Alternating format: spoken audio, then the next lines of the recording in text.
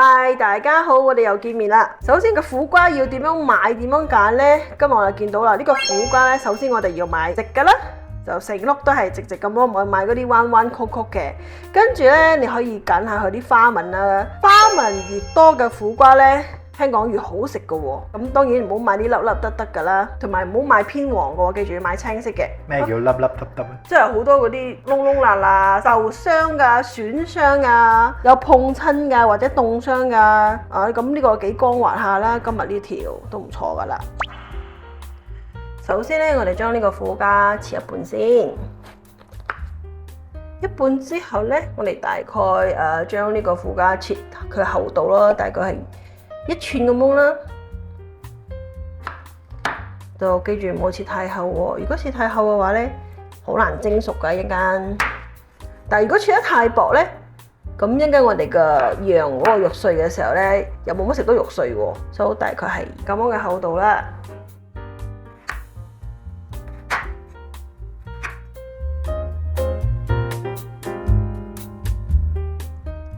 咁而家我哋可以開始呢，用呢個匙羹仔將入邊嗰個心呢挖出嚟。其實佢好容易挖嘅啫。其實呢道菜佢係十分簡單嘅，但係佢唯一比較多工嘅地方啦，就係一圈一圈咁樣將佢嘅心挖出嚟。咁我建議大家咧就買比較肥啲嘅啦，厚啲嘅啦，咁佢圈就會大啲喎。咁到時候我哋釀啲肉落去嘅時候咧，就可以釀多啲肉啦。咁如果太細嘅話，可能就冇乜咬到肉啦。咁呢個蝦米咧，我就稍微將佢洗乾淨咗一下。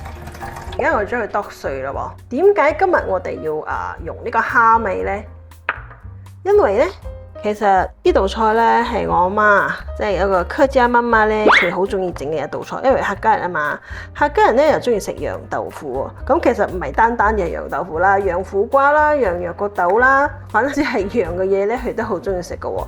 咁呢道菜呢，佢就時常喺屋企煮噶啦。咁佢就同我講佢話呢，咁我阿爸廣東人嗰邊嘅呢，佢哋嘅羊豆腐呢，就係中意加嗰個鹹魚嘅噃，好似我哋上次蒸肉餅咁樣呢。咁我媽又話家人呢，即係我外婆啦，就中意加呢個蝦米嘅喎。咁上次我哋加咗鹹魚，今日我哋嚟試下加呢個蝦米啦。咁記住蝦米唔好加太多喎，適量就好啦。而家我哋開始將蝦米加入去我哋肉碎入邊先。好啦，攪佢均勻。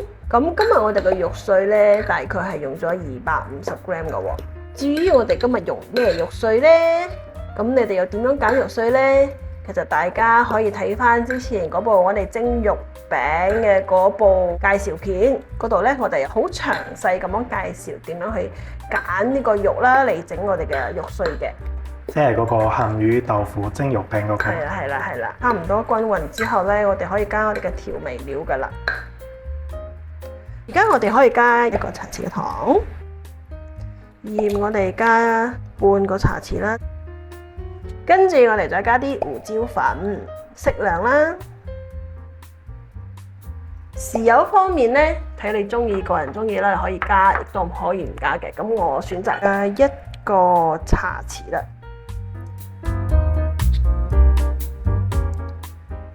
OK，得啦。咁而家我哋嚟攪勻佢先。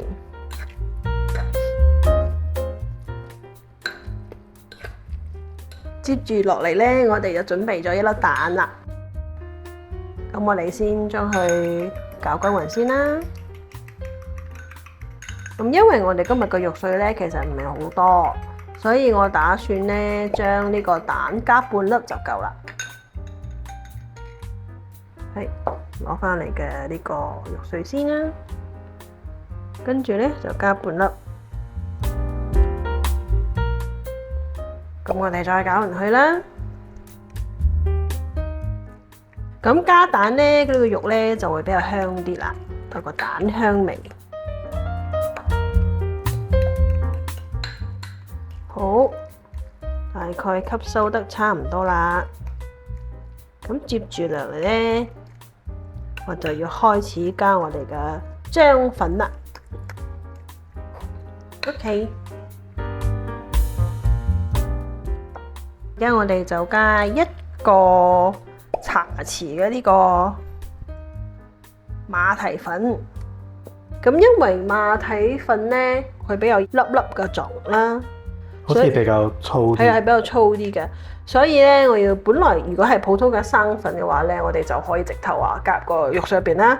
咁因為佢粒粒啊嘛，所以我哋就加啲水溝均勻先，變咗水之後咧，先至嚟加落我哋嘅肉碎入邊啦。我哋嚟溝少少水啊！冇所謂。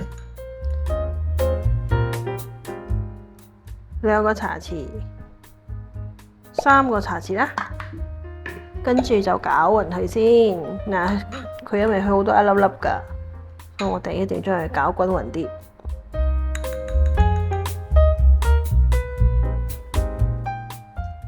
將呢個攪好、攪均勻嘅呢個馬蹄粉水倒落我哋嘅肉碎嗰度啦。跟住再繼續攪均勻佢喎。咁記住啊，呢個粉呢，馬蹄粉水啊，或者係生粉水都好啦，就唔好落得太多。如果落得太多嘅話呢，嗰個呢個肉餅呢，呢個肉嘅餡啊，肉碎餡就會變得硬嘅喎。咁適量就好噶啦。如果你屋企有生粉啊，或者係粟米粉啊，都可以嘅。搞掂，俾大家睇下先。OK 啦，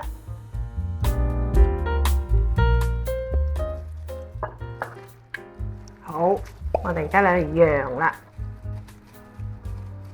咁我哋盡量咧就撳實啲佢咯噃。OK，第一個搞掂啦。盡量每一粒都俾佢多啲餡啦，又好食啲嘅。如果整下發覺個餡唔夠咗點算？咁其他嘅你咪嚟炒蛋咯，切片炒蛋。係啊，係咁噶。咁同樣嘅肉碎咧，其實你中意釀苦瓜，中意釀羊角豆啊，同埋中意釀辣椒啊，其實都冇問題噶噃。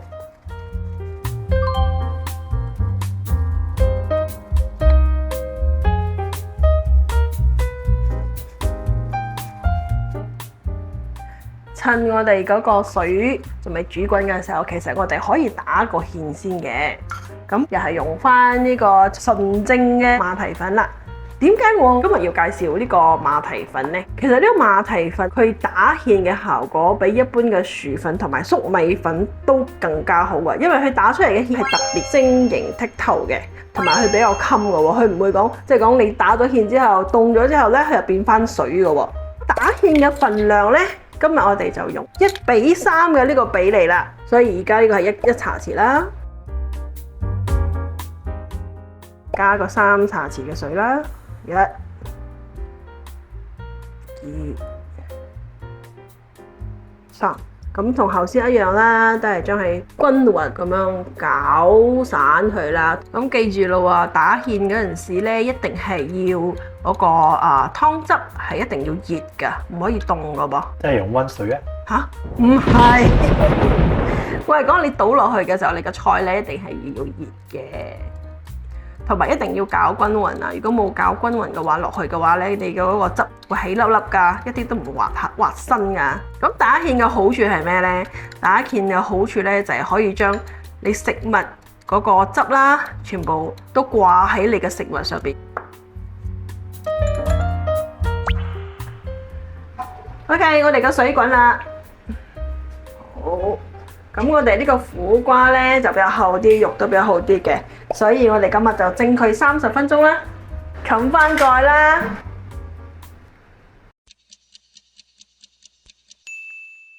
30分鐘到咗啦，等我嚟企下先。OK， 睇起上嚟呢應該係 OK 咗噶啦，不過我哋可以攞個筷子嚟試下啦。最緊要呢就係嗰個苦瓜夠腍身。OK 啦噃，插得落去，夠軟腍咯噃。大家而家睇到呢，呢個汁呢其實就係頭先我哋蒸苦瓜嘅時候呢流出嚟嘅汁㗎。咁而家呢，我哋就同呢個汁呢打個芡，跟住呢再淋翻上去我哋嘅苦瓜上邊咯噃。咁因為今日嘅汁咧又我覺得有啲少啊，所以咧我哋可以加翻少少個水落去。跟住如果你屋企咧係有呢個濃縮嘅呢個雞精咧，其實可以加少少嘅，等佢再鮮味少少啦。大概係一個茶匙就夠個咯噃，少少就好啦嚇。跟住我哋開火煮滾佢先。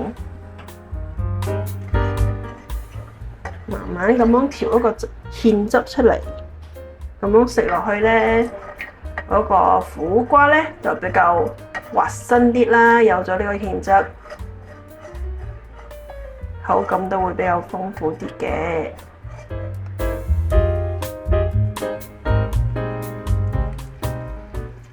OK， 差唔多滾啦，我哋攪下佢。跟住再落翻1個茶匙嘅蠔油啦，係少少調下個味道就得㗎啦。係啦，差唔多係咁樣就夠㗎啦嚇。同埋俾個芡汁咧有啲色水啊，俾佢均勻啲。如果你想加蛋嘅話咧，其實都冇問題㗎喎。咁就係會有嗰個蛋嘅香味啦。咁今日我就唔加啦。而家我哋可以開始加我哋嘅呢個頭先已經調好嘅呢個馬蹄粉漿啦。好，因為佢已經沉澱咗啊，所以我哋需要再攪下佢，俾佢充分咁樣混合均勻，跟住就慢慢咁樣倒落去我哋嘅呢個芡汁嗰度啦。我建議大家咧最好咧就係一邊倒一邊咧就搞呢個芡汁噶噃。咁我哋可以觀察下佢嘅呢個濃嘅程度去咗邊度啊？你覺得咁樣OK 啦喎，你中意啦喎，咁就可以停手啦。而家我覺得佢咁樣係夠咗噶啦。OK， 好，我哋閂火。接住落嚟咧，淋翻個汁先。我哋滲翻少少葱花啦，等佢顏色靚啲啦。咁啱我手上咧有少少嘅辣椒，我哋試下睇啊，放啲辣椒啊，哇！啲色馬上就出翻嚟啦。得啦，我哋嘅苦瓜搞掂啦，而家又到咗我哋嘅試食時間啦，嚟俾啲意見啦。咁其實咧，呢個苦瓜係咪？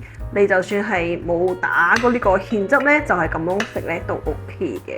如果你冇時間打芡汁嘅話啦，大家睇到啦，呢個肉咧係非常之軟腍嘅，同埋唔會太實淨。